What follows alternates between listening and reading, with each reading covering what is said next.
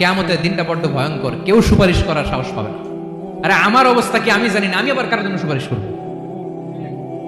কথা বুঝেন নাই? আমার কি হবে আমি জানি, তা আমি আরেকজনের নিয়ে টেনশন করার সুযোগ কোথায়? ইয়া নাফসি ইয়া নাফসি, আল্লাহ আমারে বাঁচাও আমারে বাঁচাও আমারে বাঁচাও। কাঁদতে কাঁদতে মানুষ হয়রান হয়ে যাবে, এ নাকি আবার আরেকজনের বাঁচাবে। বিশ্বনবী বলেন, বিশ্বনবী একবার ছাগলের রান খাচ্ছিলেন, রান খেতে খেতে বিশ্বনবী বলেন, আনা সাইয়্যিদুন নাস ইয়াউমাল কিয়ামা, আমি কিয়ামতের দিন সর্বশ্রেষ্ঠ হব, মানুষের মধ্যে সর্বশ্রেষ্ঠ সেরা আমি বিশ্বনবী। আলহামদুলিল্লাহ পড়েন।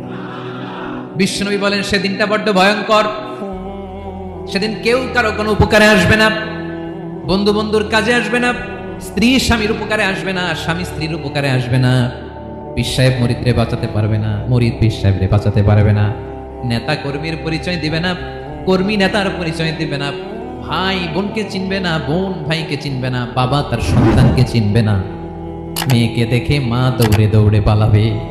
বড্ড ভয়ঙ্কর দিন। বিশ্বনবী বলবেন জমিনটা এখনকার মতো থাকবে না, পুরো জমিনটা সমান হয়ে যাবে, ফ্ল্যাট। এখন তো গোল, তখন ফ্ল্যাট। সবাই এক জমিনের উপরে দাঁড়াবে, সূর্যটা মাথার কাছে চলে আসবে, সূর্যের গরমে মানুষের মাথার মগজ গলে গলে কানের ছিদ্র নাকের ছিদ্র দিয়ে বেয়ে বেয়ে পড়বে। আহ, সবাই হয়রান পেরেশান ক্লান্ত শ্রান্ত। মানুষগুলো বলবে বাঁচার কোনো উপায় নাই।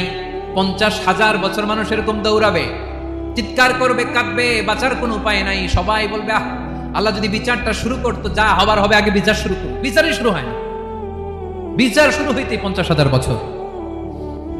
আল্লাহ, 50,000 বছর, 5,000, 15,000 না, 50,000 বছর এরকম যাবে।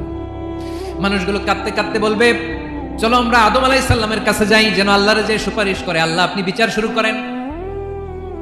কিয়ামতের ময়দানে সবাই মিলে সাইয়েদনা আদম আলাইহিস সালামের কাছে যাই বলবে, ইয়া আবাল বাশার ইয়া আউয়ালাল আম্বিয়া, ও আদম নবী, আপনি দুনিয়ার বুকে প্রথম নবী, আল্লাহ নিজ হাতে আপনারে 60 হাত লম্বা করে বানিয়েছেন, আপনার সম্মানে ফেরেশতাদেরকে সেজদা দিতে বলেছেন, দুনিয়ার প্রথম নবী, প্রথম মানুষ আপনি, আপনি আল্লাহর যে সুপারিশ করেন যেন আল্লাহ বিচার শুরু করে।